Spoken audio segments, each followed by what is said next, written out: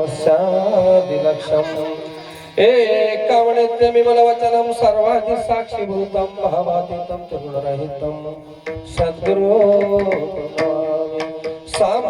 पार्वतीपते शिव हर हर महादेव सच्चिदानंद सद्गुरुनाथ महाराज की जय। संत शिरोमणि मन्मथ स्वामी महाराज की जय। राष्ट्र संत सद्गुरु शिवलिंग शिवाचार्य महाराज की जय। क्रांति सूर्य जगज्योति महात्मा वस्त्रनाथ महाराज की जय। गुरु महाराज गुरु जय जय पर ब्रह्म जय जय गुरु महाराज गुरु जय जय पर ब्रह्म सद्गुरु जय जय गुरु महाराज गुरु जय जय पर ब्रह्म सद्गुरु जय जय गुरु महाराज गुरु जय जय पर ब्रह्म सद्गुरु जय जय पर ब्रह्म सद्गुरु जय पर ब्रह्म सद्गुरु जय जय पर ब्रह्म सद्गुरु जय पर ब्रह्म सद्गुरु जय जय गुरु महाराज जय जय गुरु महाराज गुरु जय जय पर ब्रह्म सद्गुरु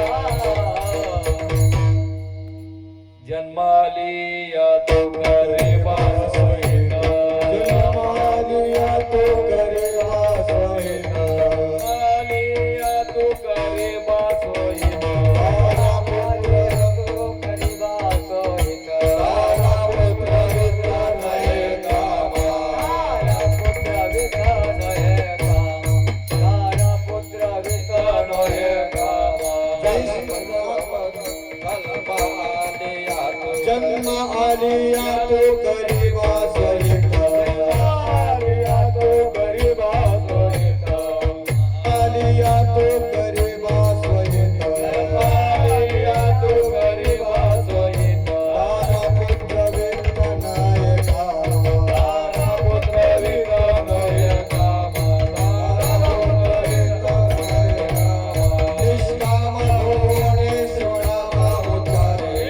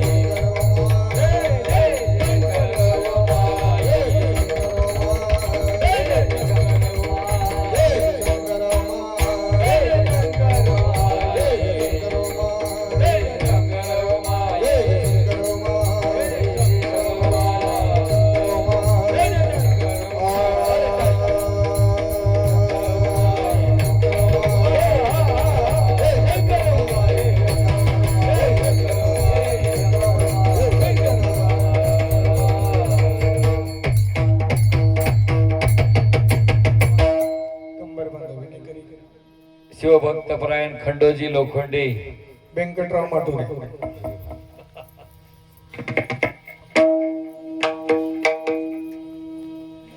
पुढे शिवभक्तपरायण खंडोअण्णा लोखंडे म्हणतील, त्यांना साथ करतील शिवभक्तपरायण गाणं कोकिळा, ज्यांचा सुंदर असा आवाज आहे असे आमचे व्यंकटराव माटुरे.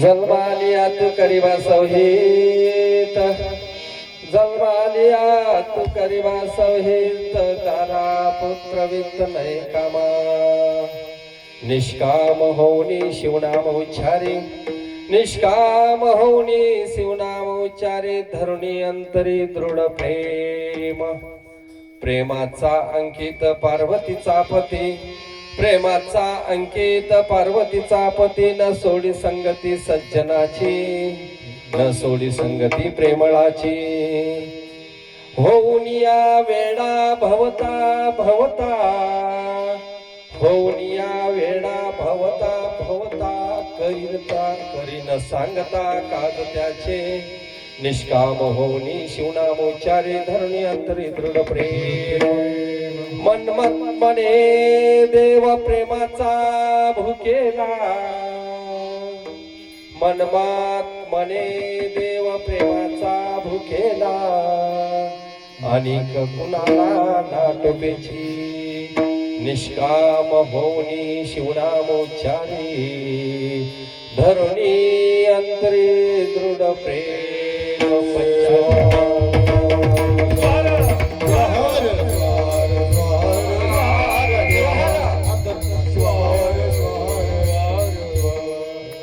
जय जयाजी सदाशिवा परब्रह्मानंद वैभवा नमो तुझ देवा आदिदेवा प्रेमेश्वरा जगद्गुरु आदि नमोची शक्ती जगन्माता पार्वती अज्ञाजना उत्तम गती जियेची हनुकरे वेदा परशिवा परब्रह्मा नेडवे तुझा महिमा साकार होणी या महापूर्वीसी हेतु इच्छित मनोजव मार्थ तुल्य वेगम चितेंद्रियम बुद्धिमता वरिष्ठम वातात्मजवान मुख्यम श्रीरामदूतम शरणं प्रपद्ये मूकं करोतु वाचालं पंगुं लङ्घयते गिरिमित्रपातो वन्दे परमानन्द माधवं वक्रतुण्ड महाकाय सूर्यकोटि समप्रभा निर्विघ्नं कुरु देवं सर्वकार्येषु सर्वदा महायोग पीठे तटे भीमरद्यावरं पुंडरीकाय दातु मुनीन्द्रे समागत्य तिष्ठन्तमानन्द कंदं परब्रह्मलिंगं भजे पांडुरंगं जन्मालिया तू करीवा संहित दारा पुत्र वितनय कामा निष्काम होनी शिवनाम उच्चारे धरुणी अंतरी दृढ प्रेम पंचाचार्या करो प्रथम नमना पंचाचार्या करो प्रथम नमना पंचाचार्या करो प्रथम नमना पंचाचार्या करो प्रथम नमना पंचाचार्य करो प्रथम नमना पंचाचार्य करो प्रथम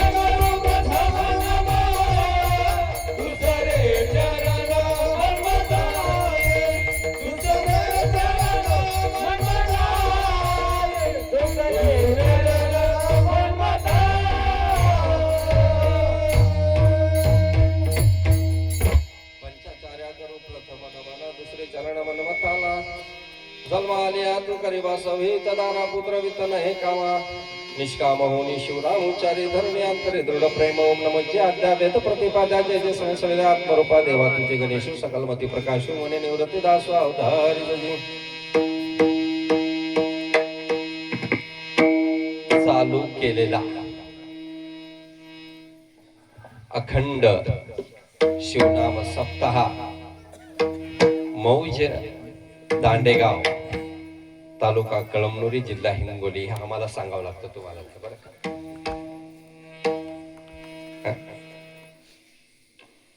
आणि तसा चालू केला पहिला पण मला तर वाटते का 25 वर्ष झालं का बाप्पा एवढे ज्या अर्थी श्रोते असतात त्या अर्थी 25वा सप्ताह म्हणायला काय हरकत नाही पाटील सुंदर नियोजन वाटलं होतं दांडेगाव गट्टे की नाही की देगलूर कुठं वसमत कुठं आणि दांडेगाव कुठं एक संबंध आहे योगायोग आहे माध्यम कीर्तनाचा माध्यम नामोत्सवाचा पण तुम्हा सर्व साधू सज्जन आणि माय माऊलीचा भेटण्याचा योग ह्या अज्ञानी पामर जीवाला मिळाला त्याबद्दल मी प्रथमतः परम भाग्य माझं समजतोय कोणाच्या तरी माध्यमातून मिळतं ते माध्यम म्हणजे काल ज्यांची सेवा होती ते असे कीर्तन महापंडित भूषण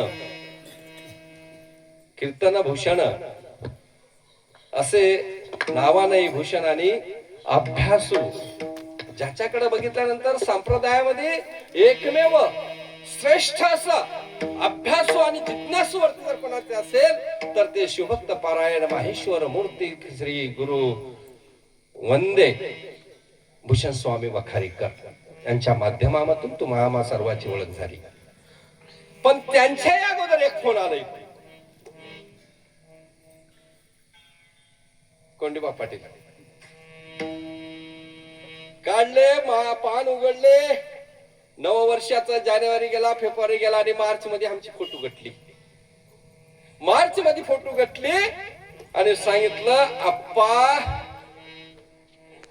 शिव महापुराण कथा करताव काय मी म्हणलं करायचं आहे म्हणूनच फोटो आहे बरं काय योगायोग सुंदर असं नियोजन आणि ह्या दुसऱ्या दिवसाच्या सेवेसाठी उपस्थित असलेले एक सांगतो बालाजीराव पाटील शिवाजीराव पाटील भरपूर गायक लोक मिळतील आपला ठेसा लागायसारखी कीर्तनकार तर मनुष्यात काही कमी राहिले बरं का ठेसा लागलाय गोटे माळावरच्या गोट्यासारखं कीर्तनकार झाले पण ज्यांना अनुभवातून आणि संप्रदायाच्या माध्यमातून जिज्ञासूवरती विचक्षणावरती हे सर्व वृत्त्या सारीत ज्यानं अभ्यास करतोय आणि ज्यानं अनुभवातून बोलतोय तो लाख मोलाचा आणि असे इथं उपस्थित असणारे एकदम गुणी सद्गुणी ज्यांच्याकडे बघितल्यानंतर संप्रदायाचं आमचं भूषण असे माहेश्वर मूर्ती शिवभक्त पारायण कीर्तनकार गायनाचार्य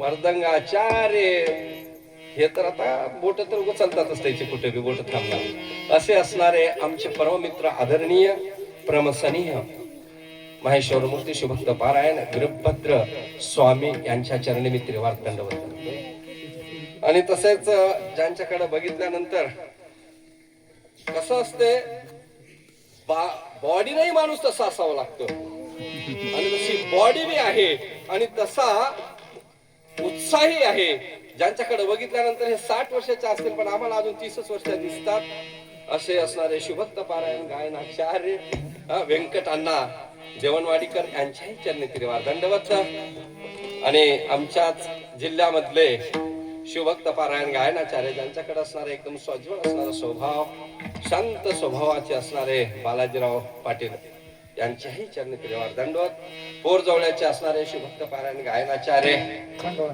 खंडू अण्णा यांच्याही चरणी त्रिवार दंडवत आणि ओंकार शिवभक्त पारायण वाह गवनवाडीकर मर्दंगाचार्य यांनाही खूप खूप खूप शुभेच्छा आणि त्यांच्याही चरणी दंडवाद.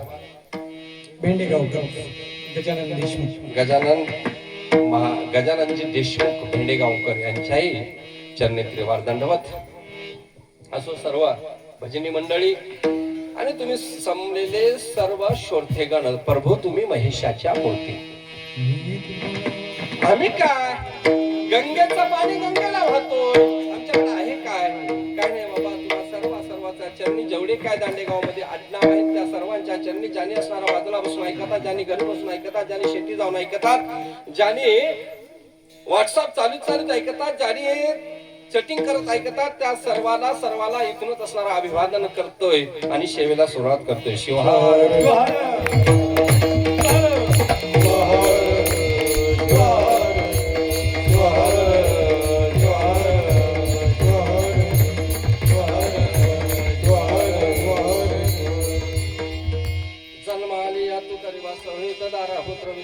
कामा निष्काम होनी शिवनाम उच्चारी धरुणी अंतरी दृढ प्रेम.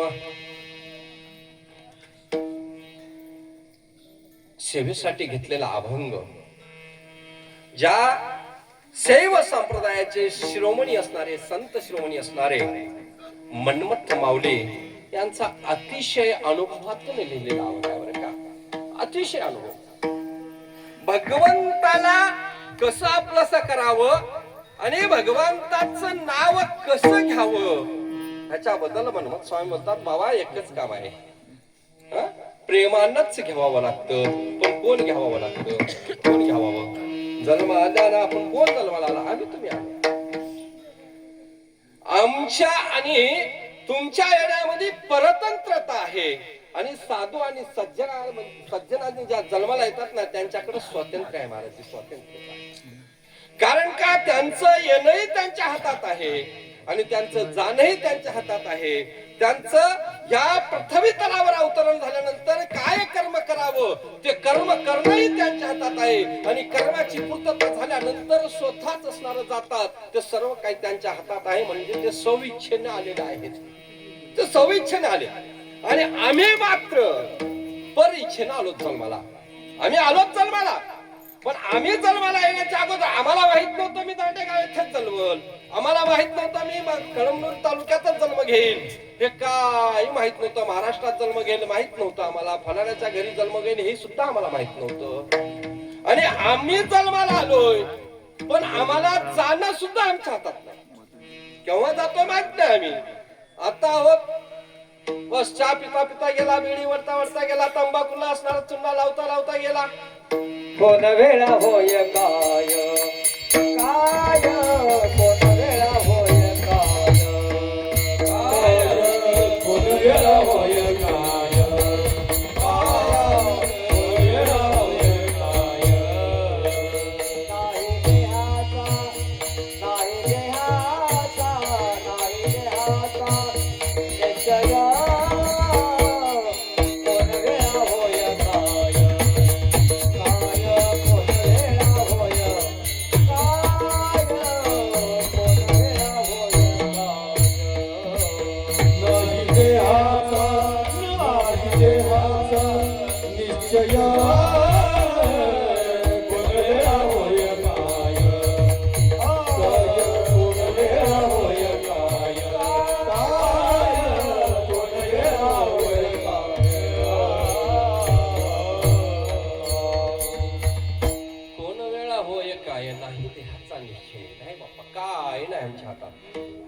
आमच्या हातात काय नाही. तेच आपण शिवमहापुराणाच्या माध्यमातून ऐकतात बरं का.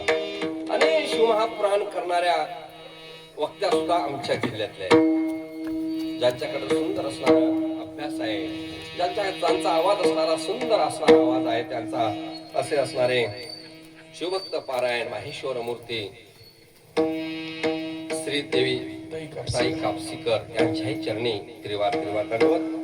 तसेच तुमच्या गावचं भूषण बरं का.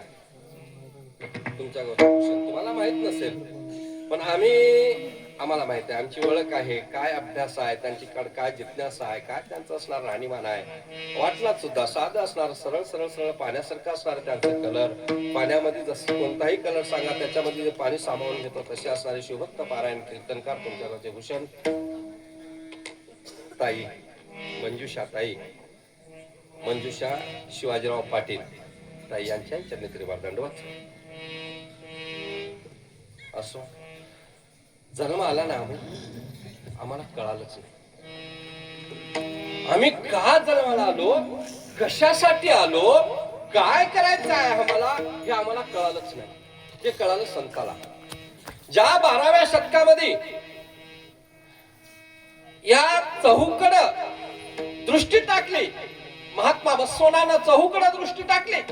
टाकल्यानंतर वेगवेगळा भेद दिसला, भेद दिसू लागला आणि उंच नींच दिसू लागलं. त्यावेळेस मात्र बसवनानं क्रांती केली. महात्मा बसवनानं 12व्या शतकामध्ये क्रांती केली आणि सांगितलं, जिथं स्त्री आणि पुरुषामध्ये भेद असतोय तो धर्मच मला नको आहे. कारण का, शैव संप्रदायामध्ये, शैव ब्राह्मण कुळामध्ये जन्मले, मुंजीला काही ब्राह्मण लोक आले.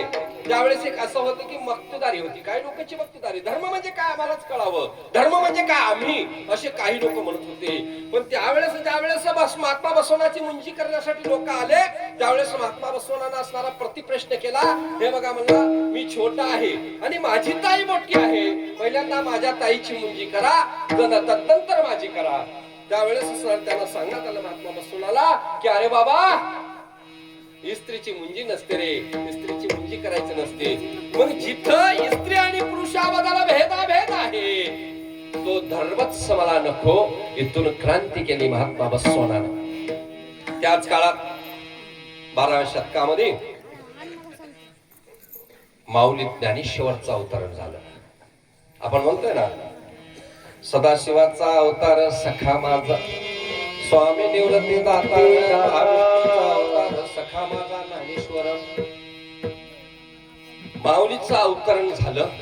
पण माऊलीचं अवतरण झाल्यानंतर ज्या वेळेस माऊलीचे आई आणि वडील विठ्ठलपंत आणि रुक्मिणी माता, बरं का, शिवहार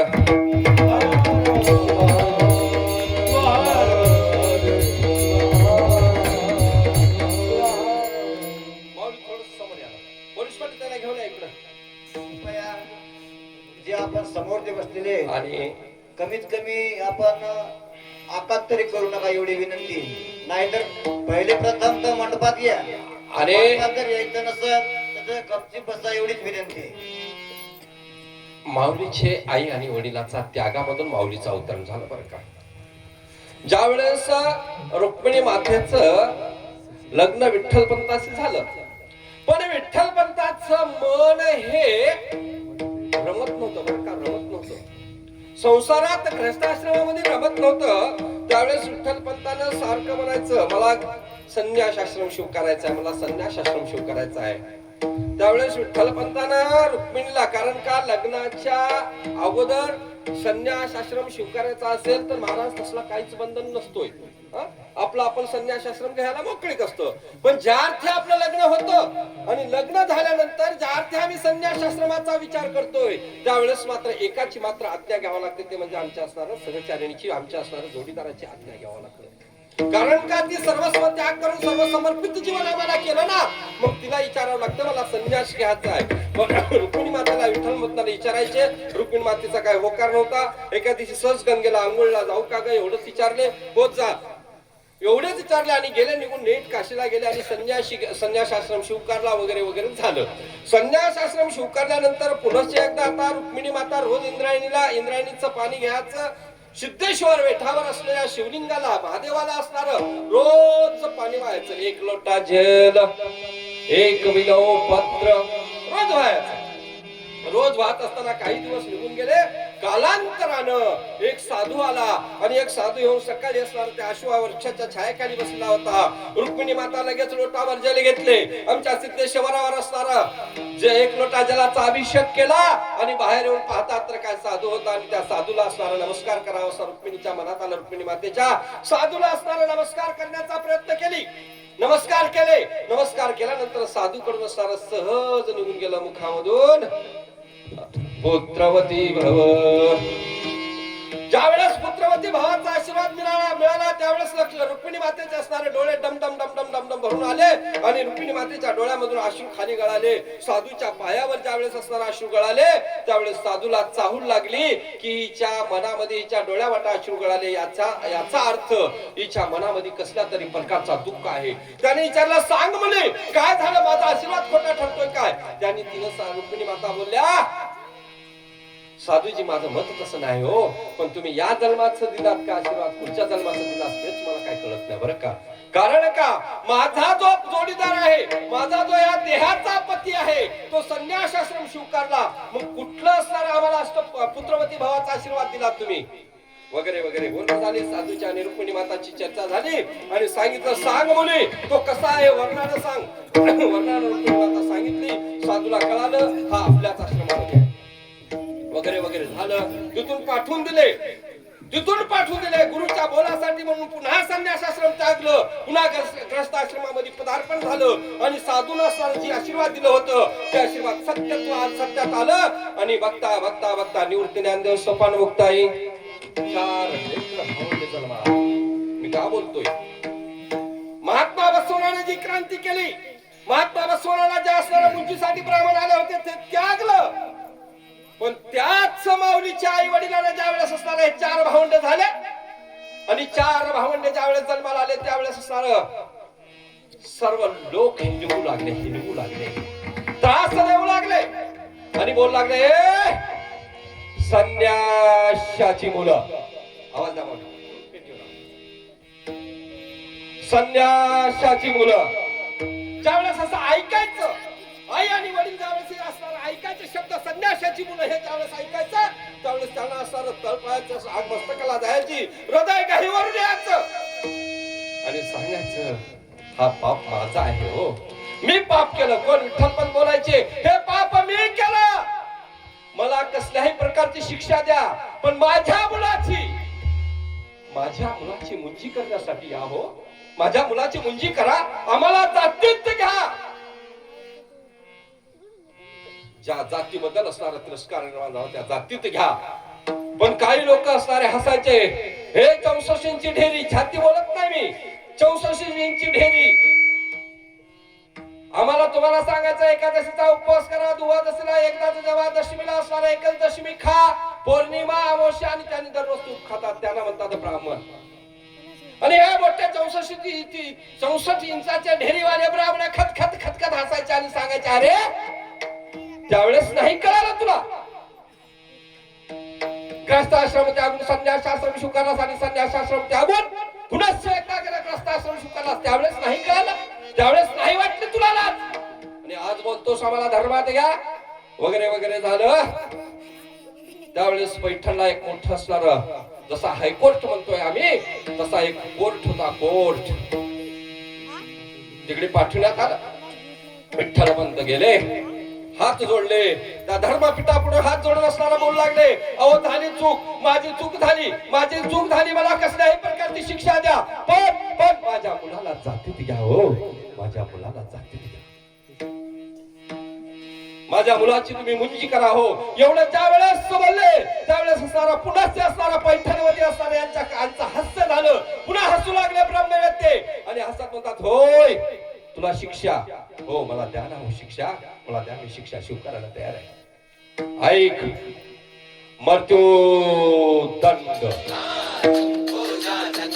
मृत्यूदंडाची शिक्षा ठोकण्यात आली विठ्ठलपंताला.